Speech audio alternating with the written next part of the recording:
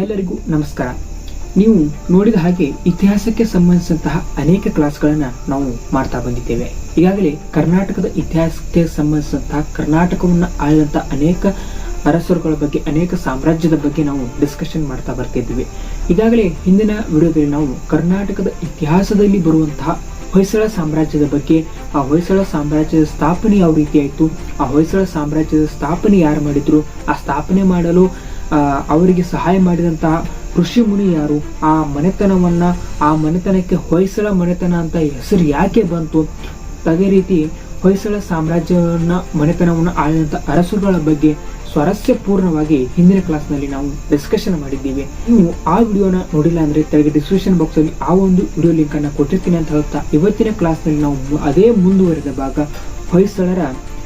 ಹೊಯ್ಸಳ ಸಾಮ್ರಾಜ್ಯದ ಕೊಡುಗೆಗಳು ಅಥವಾ ಹೊಯ್ಸಳ ಸಾಮ್ರಾಜ್ಯದ ವೈಶಿಷ್ಟ್ಯತೆಗಳು ಎನ್ನುವಂಥ ಟಾಪಿಕ್ ಅನ್ನು ಇಟ್ಟುಕೊಂಡು ಪರೀಕ್ಷೆಯಲ್ಲಿ, ಸ್ಪರ್ಧಾತ್ಮಕ ಪರೀಕ್ಷೆಗಳಲ್ಲಿ ಕೇಳಬಹುದಾದಂತಹ ರೀತಿಯಲ್ಲಿ ಇಟ್ಟುಕೊಂಡು ಒಂದು ಪಾಠದ ವೇ ಆಗಿ ಡಿಸ್ಕಷನ್ ಮಾಡುವ ಪ್ರಯತ್ನವನ್ನು ನಾವು ಮಾಡೋಣ. ಇದಕ್ಕಿಂತ ಮುಂಚೆ ನೀವೇನಾದರೂ ತಪ್ಪದೆ ನಮ್ಮ ಚಾನಲ್ಗೆ ಸಬ್ಸ್ಕ್ರೈಬ್ ಆಗದೆ ನೋಡ್ತಾ ಇದ್ರೆ ಚಾನಲ್ಗೆ ಸಬ್ಸ್ಕ್ರೈಬ್ ಆಗಿ ನೋಟಿಫಿಕೇಶನ್ ಅನ್ನು ಆನ್ ಮಾಡ್ಕೊಳ್ಳಿ ಅಂತ ಹೇಳ್ತಾ ಇವತ್ತಿನ ಕ್ಲಾಸ್ನ ಸ್ಟಾರ್ಟ್ ಮಾಡೋಣ ಬನ್ನಿ.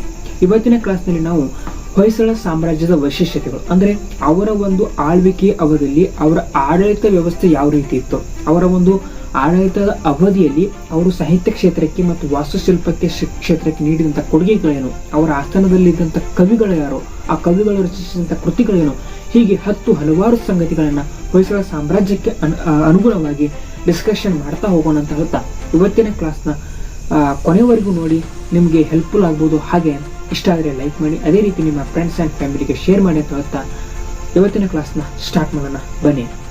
ವಿಡಿಯೋನ ಶುರು ಮಾಡೋದಕ್ಕಿಂತ ಮುಂಚೆ ಕಷ್ಟಗಳಿಗೆ ಹೆದರದೆ ನಿಷ್ಠೆಯಿಂದ ಕೆಲಸ ಮಾಡಿ ಅಂತ ಹೇಳ್ತಾ ಇವತ್ತಿನ ಕ್ಲಾಸ್ನ ಸ್ಟಾರ್ಟ್ ಮಾಡೋಣ. Let's start the class. ಈ ಹೊಯ್ಸಳ ಸಾಮ್ರಾಜ್ಯದ ವಿಶಿಷ್ಟತೆಗಳಲ್ಲಿ ಮೊದಲನೇದಾಗಿ ಬರುವುದೇ ಹೊಯ್ಸಳ ಸಾಮ್ರಾಜ್ಯದ ಆಡಳಿತ ವ್ಯವಸ್ಥೆ. ಅವರ ಒಂದು ಕಾಲದಲ್ಲಿ ಅವರ ಒಂದು ಆಡಳಿತ ವ್ಯವಸ್ಥೆ ಯಾವ ರೀತಿ ಇತ್ತು ಅಂದರೆ, ಅವರ ಒಂದು ಆಡಳಿತ ವ್ಯವಸ್ಥೆಯ ಅನುಕೂಲಕ್ಕಾಗಿ ಪಂಚಪ್ರಧಾನ ಎಂಬ 5 ಮಂತ್ರಿ ಮಂಡಲದ ವ್ಯವಸ್ಥೆ ಇತ್ತು ಅಂತ ಹೇಳ್ಬೋದು. ಪ್ರಧಾನ ಮಂತ್ರಿ, ಖಜಾನೆ ಮಂತ್ರಿ, ಕಂದಾಯ ಮಂತ್ರಿ, ವಿದೇಶಾಂಗ ಮಂತ್ರಿ, ಸೇನಾ ಮಂತ್ರಿ ಎಂಬ 5 ಮಂತ್ರಿ ಮಂಡಲದ ವ್ಯವಸ್ಥೆ ಇತ್ತು. ಅವರು ಪ್ರಧಾನ ಮಂತ್ರಿಗೆ ಮಹಾಪನಾಯತ ಅಂತ ಕರಿತಿದ್ರು, ಖಜಾನೆ ಮಂತ್ರಿಗೆ ಹಿರಿಯ ಭಂಡಾರಿಕ ಅಂತ ಕರಿತಿದ್ರು, ನೆಕ್ಸ್ಟ್ ಕಂದಾಯ ಮಂತ್ರಿಗೆ ಶ್ರೀಕರಣ ಭಂಡಾರಿಕ ಅಂತ ಕರಿತಿದ್ರು, ವಿದೇಶಾಂಗ ಮಂತ್ರಿಗೆ ಸಂಧಿ ವಿಗ್ರಹಕ ಅಂತ ಕರಿತಿದ್ರು, ನೆಕ್ಸ್ಟ್ ಸೇನಾ ಮಂತ್ರಿಗೆ ಸೇನಾ ಮುಖ್ಯಸ್ಥ ಅಂತ ಕರಿತಿದ್ರು. ಈ ರೀತಿಯಾದಂಥ 5 ಮಂತ್ರಿ ಮಂಡಲದ ವ್ಯವಸ್ಥೆಯನ್ನ ಹೊಯ್ಸಳ ಸಾಮ್ರಾಜ್ಯ ಹೊಂದಿತ್ತು ಅಂತ ಹೇಳ್ಬೋದು. ಈ ರೀತಿಯಾಗಿ ಅವರ ಒಂದು ಆಡಳಿತ ವ್ಯವಸ್ಥೆ ಇತ್ತು ಅಂತ ಹೇಳಲಾಗಿತ್ತು.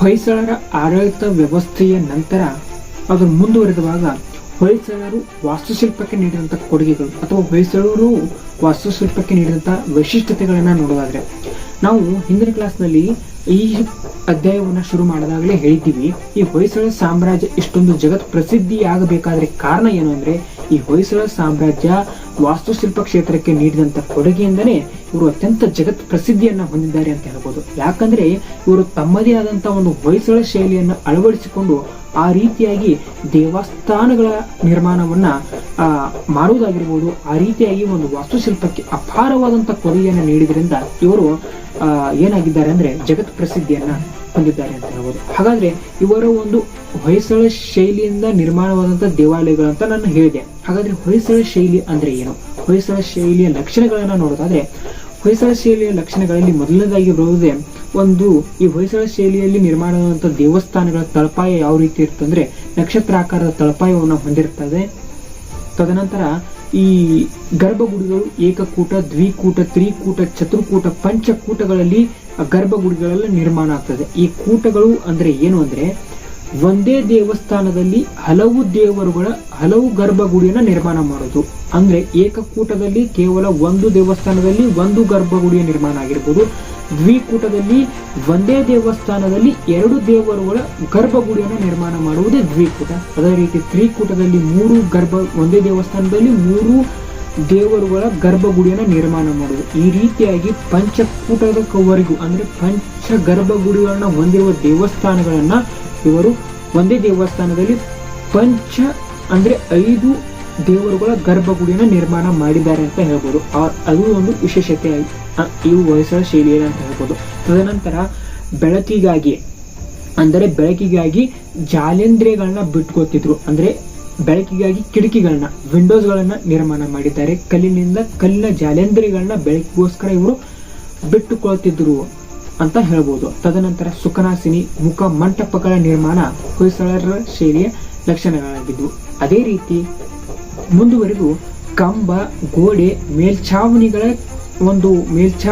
ಒಂದು ಜೋಡಣೆಯಲ್ಲಿ, ಅಂದ್ರೆ ಕಂಬ, ಗೋಡೆ ಮತ್ತು ಮೇಲ್ಛಾವಣಿಯ ಜಾಯಿಂಟಿಂಗ್ ಸ್ಪೇಸ್ ಇರುತ್ತಲ್ಲ, ಆ ಜಾಯಿಂಟಿಂಗ್ ಸ್ಪೇಸ್ ಗಳ ಮಧ್ಯೆ ಏನ್ ಮಾಡ್ತಾ ಇದ್ರು ಅಂದ್ರೆ ಶಿಲಾಬಾಲಿಕೆ ವಿಗ್ರಹದ ಕೆತ್ತನೆಯನ್ನ ಮಾಡ್ತಿದ್ರು. ಅದೇ ರೀತಿ ಪ್ರವೇಶ ದ್ವಾರದ ಮೇಲೆ ಅತ್ಯಂತ ಸೂಕ್ಷ್ಮವಾದಂತಹ ಸುಂದರವಾದಂತಹ ಕೆತ್ತನೆಗಳನ್ನ ಮಾಡಿದ್ದಾರೆ. ಆ ಪ್ರವೇಶ ದ್ವಾರದ ಎರಡೂ ಬದಿಗಳಲ್ಲಿ ದ್ವಾರಪಾಲಕರ ವಿಗ್ರಹಗಳ ಕೆತ್ತನೆ ಮಾಡುವುದು ಈ ರೀತಿಯಾದಂತಹ ಹೊಯ್ಸಳರ ಶೈಲಿಯ ಲಕ್ಷಣಗಳ ಆಗಿದ್ವು ಅಂತ ನಾವು ಹೇಳ್ಬೋದು. ಈ ರೀತಿಯಾದಂತಹ ಲಕ್ಷಣಗಳು ಕಂಡು ಬಂದ್ರೆ ಆ ದೇವಸ್ಥಾನಗಳು ಯಾವ ಶೈಲಿಯ ದೇವಸ್ಥಾನಗಳು ಅಂದ್ರೆ ಹೊಯ್ಸಳರ ಶೈಲಿಯ ದೇವಸ್ಥಾನಗಳು ಅಂತ ನಾವು ತಿಳ್ಕೊಂಡ್ಬಿಡ್ಬೇಕು ಅಂತ ಹೇಳ್ಬೋದು. ಇಷ್ಟು ಹೊಯ್ಸಳರ ಶೈಲಿಯ ಒಂದು ಲಕ್ಷಣಗಳಾಗಿದ್ವು. ಹಾಗಾದ್ರೆ ಈ ಹೊಯ್ಸಳರ ಶೈಲಿಯಲ್ಲಿ ನಿರ್ಮಾಣವಾದಂತಹ ದೇವಸ್ಥಾನಗಳ ಬಗ್ಗೆ ನೋಡುವುದಾದ್ರೆ, ಹಾಗಾದ್ರೆ ಹೊಯ್ಸಳರು ತಮ್ಮದೇ ಆದಂತಹ ಹೊಯ್ಸಳ ಶೈಲಿಯನ್ನ ಅಳವಡಿಸಿಕೊಂಡು ನಿರ್ಮಾಣ ಮಾಡಿದಂತಹ ಪ್ರಮುಖ ಮತ್ತು ವೈಶಿಷ್ಟ್ಯತೆಯ ದೇವಾಲಯಗಳನ್ನ ನೋಡೋದಾದ್ರೆ ಮೊದಲಿಗೆ ಬರುವುದೇ ಬೇಲೂರು. ಈ ಬೇಲೂರಿನಲ್ಲಿ ಹೊಯ್ಸಳರು 2 ದೇವಾಲಯಗಳನ್ನ ನಿರ್ಮಿಸುತ್ತಾರೆ. ಅವುಗಳಲ್ಲಿ ಮೊದಲನೇದು ಕಪ್ಪೆ ಚೆನ್ನಂಗಿರಾಯ ದೇವಸ್ಥಾನ, ಇನ್ನೊಂದು ಚನ್ನಕೇಶವ ದೇವಸ್ಥಾನ. ಈ ಚನ್ನಕೇಶವ ದೇವಸ್ಥಾನದ ಬಗ್ಗೆ ಇತಿಹಾಸಕಾರನಾದಂತಹ ಫರ್ಗೂಸನ್ ಅವರು ಹೇಳ್ತಾರೆ, ಇದು ಈ ಒಂದು ದೇವಸ್ಥಾನದ ಕುರಿತು ಪ್ರತಿಯೊಂದು ಭಾಗದಲ್ಲಿ ಕಂಡು ಬರುವ ಪರಿಶ್ರಮದ ಅಪಾರತೆ ಜಗತ್ತಿನ ಮತ್ತೆಲ್ಲೂ ಇಲ್ಲ ಅಂತ ಈ ದೇವಸ್ಥಾನದ ಬಗ್ಗೆ, ಆ ಒಂದು ಕೆತ್ತನೆಯ ಕಸರತ್ತಿನ ಬಗ್ಗೆ ಇತಿಹಾಸಕಾರ ಫರ್ಗೂಸನ್ ಅವರು ಹೇಳ್ತಾರೆ. ಅಷ್ಟೇ ಅಲ್ಲದೆ ಈ ಒಂದು ದೇವಸ್ಥಾನದ ಕೆತ್ತನೆಯು ಶಿಲೆಯಲ್ಲಿನ ಭಾವಗೀತೆ ಅಂತ ಫರ್ಗೂಸನ್ ಅವರು ಆ ಒಂದು ದೇವಸ್ಥಾನ ಬೇಲೂರಿನ ಚನ್ನಕೇಶವ ದೇವಾಲಯವನ್ನ ಹೊಗಳ್ತಾರೆ ಅಂತ ಹೇಳ್ಬೋದು. ತದನಂತರ ಮತ್ತಷ್ಟು ದೇವಾಲಯಗಳನ್ನ ನೋಡೋದಾದ್ರೆ, ಅದೇ ರೀತಿ ಸೋಮನಾಥಪುರದಲ್ಲಿ ಸೋಮನಾಥ ದೇವಾಲಯವನ್ನ ನಿರ್ಮಾಣ ಮಾಡ್ತಾರೆ. ಮೇಲುಕೋಟೆಯಲ್ಲಿ ಚಲುವನಾರಾಯಣ ದೇವಾಲಯವನ್ನ ನಿರ್ಮಾಣ ಮಾಡಿದ್ದಾರೆ. ಗದಗ್ನಲ್ಲಿ ವೀರನಾರಾಯಣ ದೇವಾಲಯವನ್ನ ನಿರ್ಮಾಣ ಮಾಡಿದ್ದಾರೆ. ಅರಸೀಕೆರೆಯಲ್ಲಿ ಬಲ್ಲಾಳೇಶ್ವರ ದೇವಾಲಯವನ್ನ ಹೊಯ್ಸಳರು ನಿರ್ಮಾಣ ಮಾಡಿದ್ದಾರೆ ಅಂತ ಹೇಳ್ಬೋದು. ಅದೇ ರೀತಿಯಾಗಿ ಶಿವಗಂಗೆ ಎನ್ನುವಂತ ಸ್ಥಳದಲ್ಲಿ ಗಂಗಾಧರೇಶ್ವರ ಎನ್ನುವಂತ ದೇವಸ್ಥಾನವನ್ನು ನಿರ್ಮಾಣ ಮಾಡಿದ್ದಾರೆ.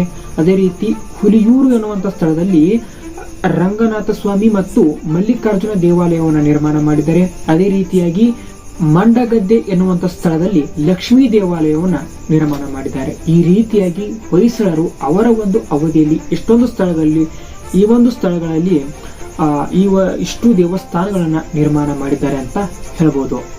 ಆಗ್ಲೇ ನಾವು ಹೊಯ್ಸಳರ ಶೈಲಿಯ ಲಕ್ಷಣಗಳನ್ನ ನೋಡೋದಾದ್ರೆ, ನಾವು ದೇವಸ್ಥಾನದಲ್ಲಿ ಏಕಕೂಟ, ದ್ವಿಕೂಟ, ಚತುರ್ಕೂಟ, ಪಂಚಕೂಟಗಳವರೆಗೂ ಇವರು ದೇವಸ್ಥಾನಗಳನ್ನ ಅಂದ್ರೆ ಗರ್ಭಗುಡಿಗಳನ್ನ ನಿರ್ಮಾಣ ಮಾಡಿದ್ದಾರೆ ಅಂತ ಹೇಳಿದ್ವಿ. ಹಾಗಾದ್ರೆ ಇವರ ಒಂದು ದೇವಸ್ಥಾನಗಳಲ್ಲಿ ಏಕಕೂಟದಲ್ಲಿ ಬರುವಂತಹ ದೇವಸ್ಥಾನಗಳು, ದ್ವಿಕೂಟದಲ್ಲಿ ಬರುವಂತಹ ದೇವಸ್ಥಾನಗಳು, ತ್ರಿಕೂಟ, ಚತುರ್ಕೂಟ, ಪಂಚಕೂಟಗಳಲ್ಲಿ ಬರುವಂತಹ ದೇವಸ್ಥಾನಗಳು ಮತ್ತು ಆ ದೇವಸ್ಥಾನದ ಕೂಟಗಳು ಯಾವ್ಯಾವ ಗರ್ಭಗುಡಿಗಳು ಇವೆ ಅನ್ನೋದನ್ನ ನೋಡಿಕೊಳ್ತಾ ಹೋಗೋದಾದ್ರೆ, ಏಕಕೂಟ ದೇವಾಲಯದಲ್ಲಿ ಬರುವಂತಹ ದೇವಸ್ಥಾನ ಯಾವುದು ಅಂದ್ರೆ ಬೇಲೂರಿನಲ್ಲಿ ನಿರ್ಮಿಸಿದಂತಹ ಚನ್ನಕೇಶವ ದೇವಾಲಯ. ಈ ಚನ್ನಕೇಶವ ದೇವಾಲಯದಲ್ಲಿ ಕೇವಲ ಚನ್ನಕೇಶವ ದೇವರ ಗರ್ಭಗುಡಿ ಮಾತ್ರ ಕಂಡು ಬರುತ್ತದೆ. ಅದೇ ರೀತಿಯಾಗಿ ದ್ವಿಕೂಟದ ದೇವಸ್ಥಾನದಲ್ಲಿ ಬರುವಂತಹ ದೇವಸ್ಥಾನ ಯಾವುದು ಅಂದ್ರೆ ಹಳೆಬೀಡಿನಲ್ಲಿ ನಿರ್ಮಾಣ ಮಾಡಿದಂತಹ ಹೊಯ್ಸಳೇಶ್ವರ ದೇವಾಲಯ. ಈ ಹಳೆಬೀಡಿನಲ್ಲಿ ನಿರ್ಮಾಣವಾದಂತಹ ಹೊಯ್ಸಳೇಶ್ವರ ದೇವಾಲಯವು 2 ರೀತಿಯಾದಂತಹ ಗರ್ಭಗುಡಿಯನ್ನ ಹೊಂದಿದೆ. ಒಂದು ಹೊಯ್ಸಳೇಶ್ವರ,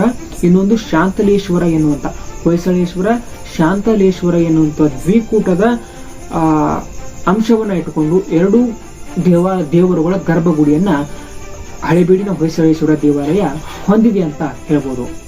ಹಾಗಾದ್ರೆ ಮುಂದುವರೆದು ತ್ರಿಕೂಟ ದೇವಸ್ಥಾನದಲ್ಲಿ ಬರುವ ದೇವಾಲಯ ಯಾವುದು ಅಂದ್ರೆ ಸೋಮನಾಥಪುರದ ಕೇಶವ ದೇವಾಲಯ. ಈ ಸೋಮನಾಥಪುರದ ಕೇಶವ ದೇವಾಲಯದಲ್ಲಿ ಕೇಶವ, ಜನಾರ್ದನ, ವೇಣುಗೋಪಾಲ ಎಂಬ 3 ರೀತಿಯಾದಂತಹ ಗರ್ಭಗುಡಿಯನ್ನ ನಾವು ಒಂದೇ ಕೇಶವನಾಥ ದೇವಸ್ಥಾನದಲ್ಲಿ ಕಾಣಬಹುದು. ಯಾವುದು ಕೇಶವ, ಜನಾರ್ದನ, ವೇಣುಗೋಪಾಲ ಎನ್ನುವಂತ ದೇವಸ್ಥಾನ ಎನ್ನುವಂತ ಗರ್ಭಗುಡಿಗಳನ್ನ ನಾವು ಕೇಶವ ದೇವಾಲಯದ ಅಂದ್ರೆ ಸೋಮನಾಥಪುರದ ಕೇಶವ ದೇವಾಲಯದ ತ್ರಿಕೋಟೇಶ್ವರ ದೇವಾಲಯದಲ್ಲಿ ನಾವು ಕಾಣಬಹುದು ಅಂತ ಹೇಳ್ಬೋದು. ಅದೇ ರೀತಿಯಾಗಿ ಮುಂದುವರೆದು ಚೌಕೂಟ ಅಥವಾ ಚತುರ್ಕೂಟ ದೇವಾಲಯದಲ್ಲಿ ಬರುವಂತದ್ದೇ ಮಹಾಗದ್ದವಳ್ಳಿಯ ಲಕ್ಷ್ಮೀ ದೇವಾಲಯ. ಈ ಮಹಾಗದ್ದವಳ್ಳಿಯ ಲಕ್ಷ್ಮೀ ದೇವಾಲಯದಲ್ಲಿ 4 ರೀತಿಯಾದಂತಹ ಗರ್ಭಗುಡಿಗಳು ಕಂಡು ಬರ್ತವೆ. ಒಂದು ಲಕ್ಷ್ಮಿ, ಇನ್ನೊಂದು ವಿಷ್ಣು, ಕಾಳಿ, ಭೂತನಾಥ ದೇವಾಲಯ. ಲಕ್ಷ್ಮಿ, ವಿಷ್ಣು, ಕಾಳಿ, ಭೂತನಾಥ ದೇವಾಲಯಗಳು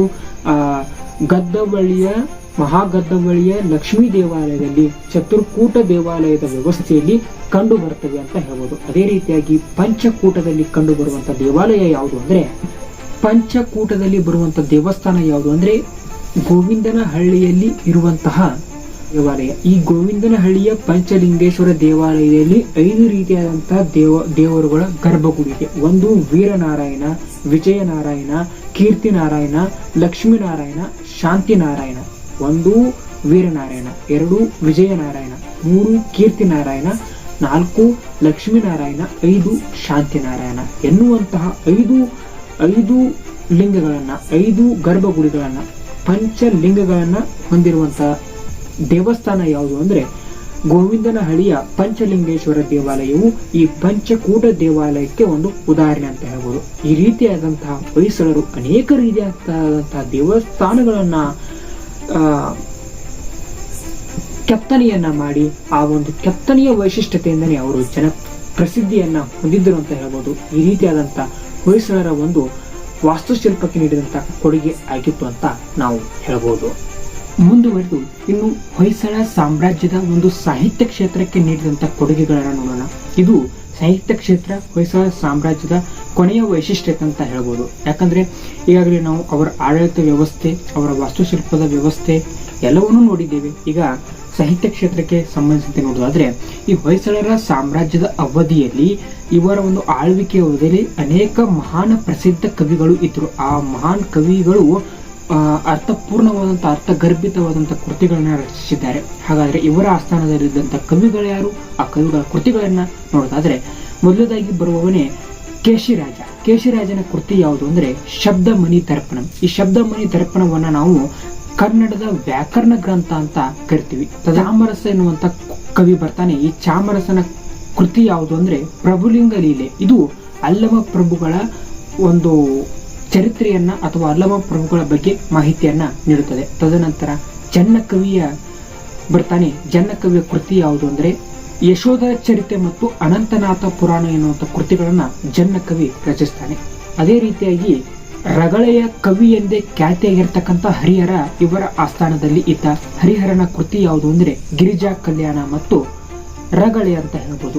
ಈ ಹರಿಹರನನ್ನ ರಗಳೆಯ ಕವಿ ಅಂತಾನೆ ಕರೀತಾರೆ ಅಂತ ಹೇಳ್ಬೋದು. ತದನಂತರ ಅಭಿನವ ಪಂಪ ಎಂದೇ ಖ್ಯಾತಿಯಾಗಿರ್ತಕ್ಕಂತಹ ನಾಗಚಂದ್ರ ಕೂಡ ಹೊಯ್ಸಳರ ಒಂದು ಅವಧಿಯಲ್ಲಿದ್ದ. ಈ ನಾಗಚಂದ್ರನ ಕೃತಿ ಯಾವುದು ಅಂದ್ರೆ ಜೈನ ರಾಮಾಯಣ ಅಂತ ಹೇಳ್ಬೋದು. ಷಟ್ಪದಿಯ ಬ್ರಹ್ಮ ಎಂದೇ ಕರೆಯುವಂತಹ ರಾಘವಾಂಕ ಕೂಡ ಇವರ ಒಂದು ಅವಧಿಯಲ್ಲಿದ್ದ.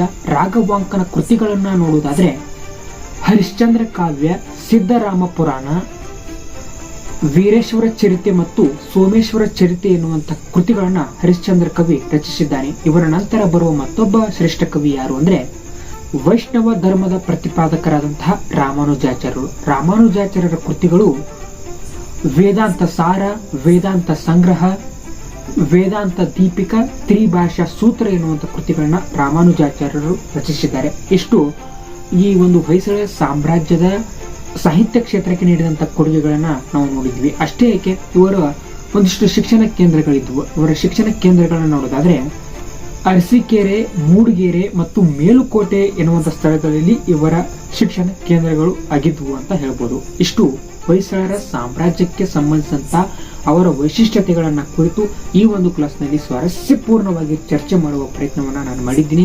ಈ ನಮ್ಮ ಪ್ರಯತ್ನ ನಿಮ್ಗೆ ಇಷ್ಟ ಆಗಿರೋದು ಒಂದು ಲೈಕ್ ಮಾಡಿ, ತಪ್ಪದೆ ಚಾನಲ್ಗೆ ಸಬ್ಸ್ಕ್ರೈಬ್ ಆಗಿ ನೋಟಿಫಿಕೇಶನ್ ಅನ್ನು ಆನ್ ಮಾಡ್ಕೊಳ್ಳಿ ಅಂತ ಹೇಳ್ತಾ ಇವತ್ತಿನ ಒಂದು ಕ್ಲಾಸ್ಗೆ ವಿರಾಮವನ್ನು ಕೋರ್ತಿದ್ದೇನೆ. ಎಲ್ಲರಿಗೂ ನಮಸ್ಕಾರ. ಜೈ ಹಿಂದ್, ಜೈ ಕರ್ನಾಟಕ ಮಾತೆ.